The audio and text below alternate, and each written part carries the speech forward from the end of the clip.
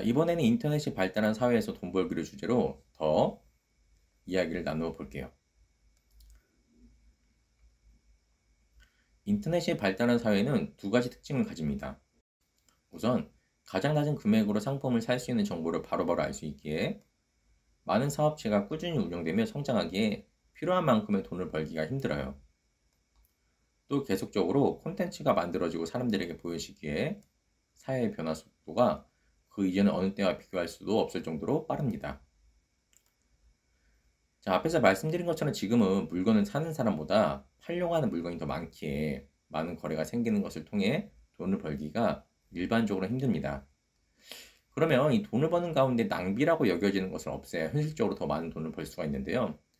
이러한 배경에서 사업체를 운영하는 사람들이 가장 많이 생각하는 것이 지금의 시대적인 상황으로는 사람을 고용하지 않고도 돈을 버는 상황을 가지는 겁니다. 지금 시대에 안정적으로 돈을 버는 양은 늘린 데 있어 많은 경우 사람보다는 좋은 기계를 사용하는 것에 더 관심을 갖습니다.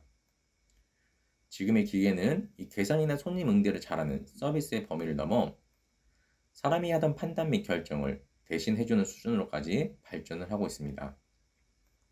자, 이러한 가운데 기계와 인간이 가진 이 생산성의 차이를 비교해보면 인간에 비해 기계의 사용이 가지는 뚜렷한 장점이 있습니다. 우선 기계는 좋고 나쁨, 보람과 만족을 느끼는 감정이 없습니다. 일함과 휴식의 경계가 없고요.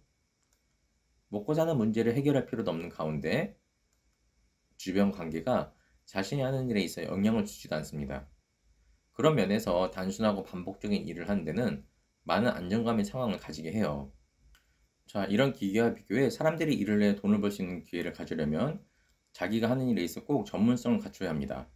가장 이상적으로는 하는 일에 있어 달인이란 소리를 이렇게 들어야 해요. 기계의 사용과 관련해 지금 시대는 인공지능에 또한 많은 사람들의 관심이 쏠리고 있습니다. 인공지능이 사회에 주는 영향과 관련해서는 이지성 작가님이 쓰신 에이트에 눈여겨볼 내용이 많이 있는데요. 그중 인공지능이 지배하는 시대의 계층을 분류해 놓은 곳에 다른 것보다 더 눈길이 갑니다. 이지성 작가님은 인공지능이 발달한 시대에는 4개의 계층이 있다 이야기를 해요. 가장 상위 계층은 인공지능을 지배합니다. 그렇게 인공지능을 지배하는 사람 밑으로는 많은 사람들의 관심과 사랑을 받는 소수의 스타가 있습니다. 그리고 이 다음에 이야기하는 내용이 섬뜩한데요. 미래에는 인공지능을 지배하는 사람과 많은 사람들의 관심과 사랑을 받는 이 소수의 스타가 아닌 경우 오히려 인간이 이 인공지능의 지배를 받으며 삶을 살아간답니다. 저는 이러한 이 인공지능이 발달 중인 시대적 상황에서 인공지능이 이 생명을 살리는 가치를 실현하는 도구로 사용이 될 때 가장 크고도 지속적인 힘을 발휘할 수 있다고 생각을 해요. 이를 위해서는 사람을 이해하고 그 뒤 사람을 사랑하며 그러면서 창의력을 발휘해 다른 사람들을 돕기 위한 목적으로 인공지능을 활용할 때 인공지능은 우리에게 공포를 주는 존재가 아닌 삶의 희망을 주는 존재로 함께한다 생각을 합니다. 그래서 저의 경우 인터넷 홍보와 이 비즈니스 문서 전문가로 활동 중이기에 내용을 더 쉽게 이해할 수 있는 시각화된 방향으로 사람들이 비즈니스 문서를 만들 수 있도록 인공지능에 관한 이 특허 출원을 진행 중이에요. 또한 정부가 이렇게 인공지능을 개발할 수 있는 개발비를 지원해주는 사업에도 선정되는 것을 목표로 해 필요한 일들을 하나씩 해나가고 있습니다. 이처럼 시대의 발전은 우리에게 계속 새로움에 적응하라는 변화를 요구하고 있지만 이러한 가운데 인공지능이 아니더라도 창의력을 발휘해서 함께 어려움을 이겨내 나가는 데 있어 귀감이 된 한 사례를 보겠습니다. 자, 백종원 씨가 출연한 만남의 광장에 나온 훈연 멸치의 개발 사례를 볼게요. 멸치를 잡아 가공하여 판매하는 이 지역에서는 멸치의 특성상 장기간 보관하기가 힘들다 해요. 멸치의 기름기에 건조되는 정도가 각기 다른 것이 문제점이라는데요. 건조가 덜 되면 금방 곰팡이가 피어나고요. 여름철에는 쉽게 습기가 발생하는 문제가 있다 합니다. 이때 백종원 씨가 멸치를 훈연하여 가공하는 방식을 제안을 해요. 연기를 내어 멸치를 말려서 상품화하는 방식인데요. 멸치 산업과 관련된 관계자분은 한 번도 들어보지 못한 방식이라 하십니다. 자, 시장에 가인 상인분도 한 번도 들어보지 못한 방식이라 이야기를 하는데요. 이러한 가운데 백종원 씨는 아이디어를 현실로 만들기 위해 연구를 하기 시작합니다. 그래서 36일의 연구 기간 동안 이 112회의 테스트를 거쳐 이 상품성이 있는 이 훈연 멸치를 만들어요. 그렇게 만든 멸치를 가지고 이 외식업체 관계자분과 미팅을 하니 이 안에서 또 한 번의 재창조 과정이 생겨납니다. 훈연 멸치를 사용한 이 새로운 요리가 만들어진 거죠.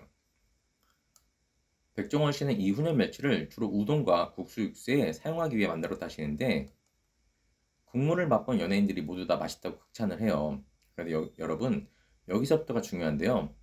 백종원 씨가 이 훈연 멸치를 생각하게 된 계기는 가다랑어와 멸치가 어획 후 가공함에 있어 특성이 비슷하다는데 근거를 했다고 합니다. 가다랑어는 비린 맛이 강해 잡은 것을 그대로 먹기보다는 가공을 통해 먹는데 이 가다랑어를 가공하여 만들어 먹는 방식을 떠올렸던 거예요. 구체적으로 포뜬 가다랑어를 삶아 연기에 그을린 뒤 햇빛에 건조시켜 수분을 얻게 하고 그 뒤 대패로 얇게 밀면 이 가다랑어포가 완성이 되는데 이 방식을 멸치를 이용해 새로운 상품을 만드는데 응용을 했습니다. 이렇게 만든 훈연 멸치를 통해 가정에서는 멸치 육수가 보편화되고 색다른 맛의 구현을 또한 기대할 수 있다고 해요. 또한 식당에서 사용하는 수입 가다랑어포 또한 대체가 가능하다 합니다. 이렇게 훈연 멸치라는 새로운 상품을 만들어 멸치 수요가 늘고 이를 통해 어가소득이 늘어남에 따라 함께 행복을 더할 수 있는 상황을 기대할 수 있는데 이 모든 것의 시작은 사람을 사랑하는 마음이었습니다. 그래서 저는 이 강의를 듣는 분들과 세상에 선한 영향력을 주면서 돈을 버는 방안에 대해 함께 생각을 해보면 좋겠어요. 우리가 함께 살 수 있는 방안과 그 방안이 실현되는 상황이 이렇게 함께 마음을 모으고 생각을 하는 과정에서 생긴다고 믿습니다. 자, 그럼 수요, 소비, 매출, 지출, 순이익을 기준으로 정리를 해볼게요. 지금은 살려는 사람보다 팔려는 상품이 더 많은 시대입니다. 그래서 꾸준히 사업체를 운영하고 또한 성장을 하는 데 있어 필요한 양만큼의 돈을 벌기가 힘들어요. 그래서 이런 가운데 돈을 버는 상황을 가지기 위해 일부 사람들은 덫을 놓고 그 덫에 또한 어떤 사람들은 걸리게 됩니다. 그런데 그 덫을 놓은 사람이든 덫에 걸린 사람이든 인생이 망가지는 것은 매한가지예요. 이런 가운데 자신의 삶에 이 부정적 영향을 주는 덫에 안 걸리려면 반드시 돈을 버는 가운데 분별력을 가지는 게 필요합니다. 이에 대해 지금은 또한 기계가 발달하는 것으로 인해 인간에게 주어졌던 일자리가 점점 없어지고 있어요. 그래서 계속적으로 기술이 발전되고 있는 상황에서 기계에 대체되지 않게 자신이 하는 일에 있어 경쟁력을 가지는 것이 필요합니다. 마지막으로 무슨 일을 하든 생명을 사랑함에 기반하여 일을 할 때 모두가 함께 살 수 있는 상황을 가져요. 자, 그럼 이제 다음의 주제로 매일의 삶을 살아가는 우리에게 이 좋은 방향성이 중요한 이유에 대해서 알아보겠습니다. 저는 이 1984년생으로 한국 나이로는 39살입니다. 16년째 IT 분야에서 활동하며 기획자에서 지금은 교육자 및 사업가로 활동을 하는데 가지는 생각이 있어요. 바로 이 탁월함과 선함의 가치를 실현하기 힘쓸수록 삶에는 더 많은 희망과 행복이 더해진다는 것입니다. 자, 이러한 가운데 무조건 대박 환상만 꿈꾸며 일을 하는 것은 망하는 지름길이라는 생각을 해요. 많은 사람들이 유튜브에 관심이 많죠.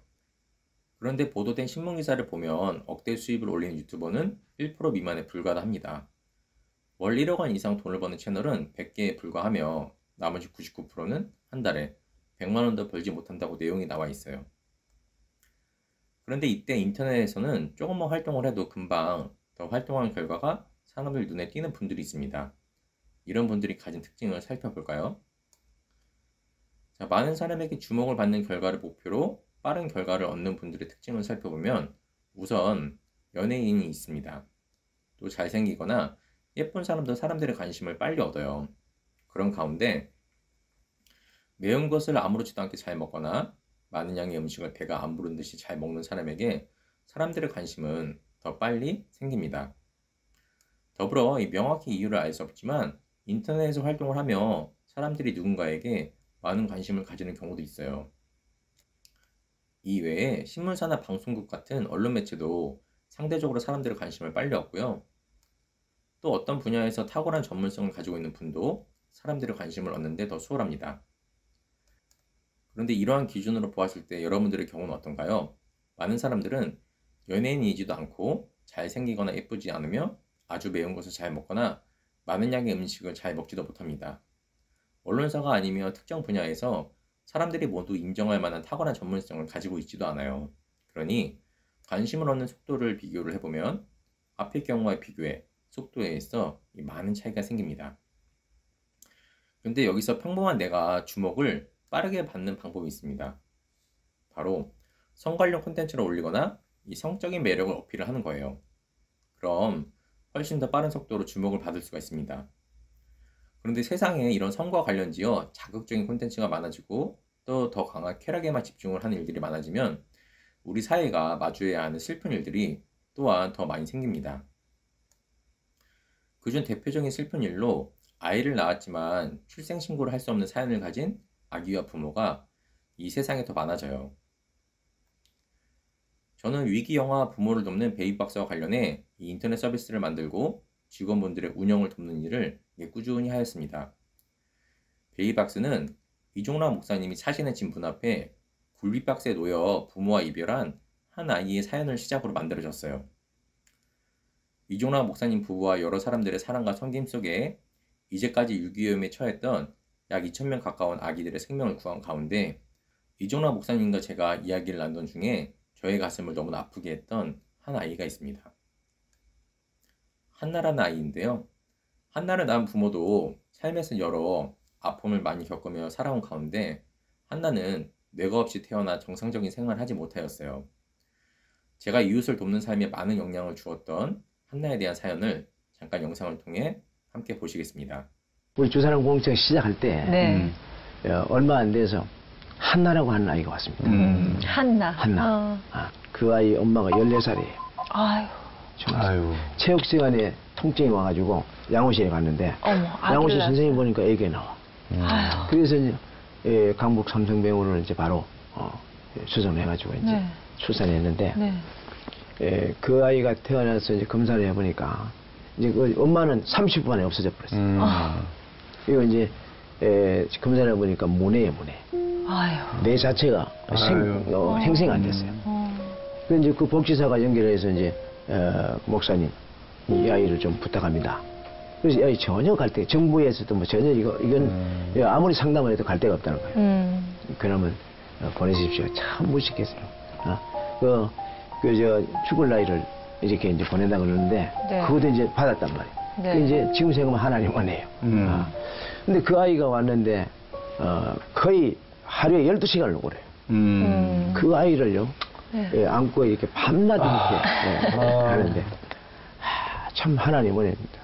그 아이가 그렇게 오는데 그 남곡동에 그 집은 다 한 집이에요.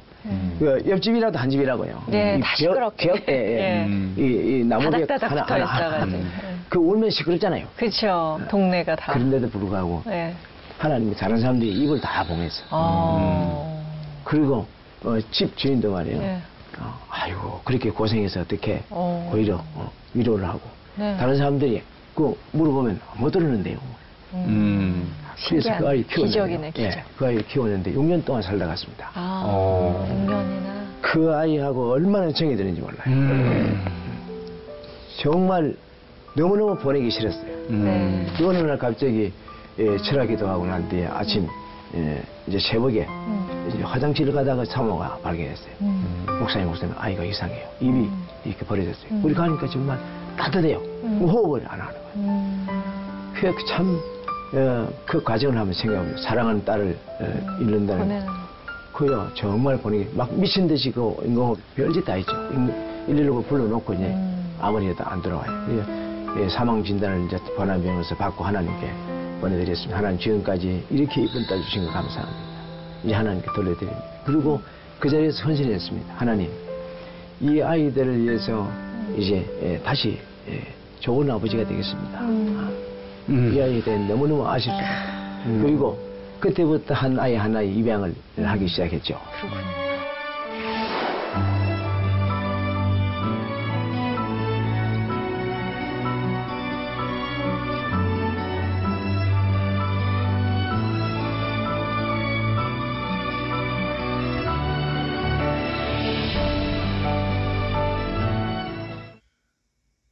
이러한 가운데 매달 한 번씩 베비박스를 운영하는 주사랑 공동체가 이 청소와 아이들에게 밥 먹여주기, 또 목욕봉사 등의 일을 하였던 저는 이종락 목사님의 요청으로 이 주사랑 공동체 홈페이지를 개선하는 일을 하게 돼요. 이때가 2018년 2월이었는데요. 홈페이지를 만들기 위해 주사랑 공동체와 관련된 볼 수 있는 거의 모든 자료를 보았습니다. 책, 영화, 방송, 이 신문기사를 보며 베비박스가 어떻게 만들어졌고 또 이제까지 어떤 과정을 거쳐 이웃을 돕는 일을 주사랑 공동체가 했는지를 깊이 알게 되었습니다. 그렇게 여러 자료를 보고 홈페이지를 만드는 상황 가운데 하나님께 눈물을 흘리며 기도를 했어요. 하나님, 베이비박스에 올 수밖에 없는 생명들을 꼭 보호해 주시고 도와주세요. 그렇게 눈물을 흘리며 기도하며 주사랑 공동체 홈페이지를 만드는 것을 시작으로 2021년 3월까지 이종락 목사님과 직원분들을 도와 이 생명 살리기 사역에 동참을 하였습니다. 구체적으로 인터넷 서비스를 만들고 운영해온 경험을 활용해 홈페이지를 만들고 카카오톡을 이용해 실시간으로 채팅 상담을 할 수 있는 상황을 만들었어요. 더불어 유튜브의 채널을 개설해 생명을 살리는 것과 관련해 다양한 소식과 정보를 알 수 있게 했습니다. 또 제가 운영 중인 블로그를 활용해 임신 후에 위기 상황에 있는 부모들이 베이비박스를 통해 도움을 받을 수 있게끔 내용을 구성해 포스팅을 하였습니다. 그리고 그 뒤에는 자연스레 이 베이비박스와 인연이 있으신 김지한 씨를 알게 되어 이 미혼부로 자기 딸을 출생신고하지 못해 어려움을 겪고 있는 이런 분들이 김지한 씨를 통해 도움을 받으실 수 있도록 지원을 했습니다. 자, 그 뒤에는 선한 마음으로 위기 영화와 부모를 돕고 싶은 청년들을 모집하여 인터넷을 통해 생명을 보호하고 지키는데 도움이 되는 활동의 일을 하였고요. 그렇게 베이비박스와 관련되어 여러 일을 한 뒤 뚜렷하게 가지게 된 생각이 있어요. 바로 베이비박스에 올 수밖에 없는 사연이 사람들에게 생기지 않도록 도움을 주는 어른으로 살아야겠다는 것이었습니다. 그래서 현재는 매주 마약 중독으로 힘들어하는 분들을 돕기 위해 경기도 다르크라는 곳에 가서 마약 중독으로 힘들어하시는 분들께 건강한 마음과 삶을 주제로 멘토링을 해드리고 있어요. 또 여러 가슴 아픈 사연을 가진 청년분들에게 희망을 더해주기 위해 청소년 행복재단과도 관계를 가지어 청년들 멘토링을 또한 하고 있습니다. 이러한 가운데 보이스피싱 범죄 예방을 위해 힘쓰는 분들을 돕고 있고요. 자, 마지막으로 20살 때부터 지금까지 이 70번이 넘는 꾸준한 헌혈을 통해서도 사람들을 계속 돕고 있습니다.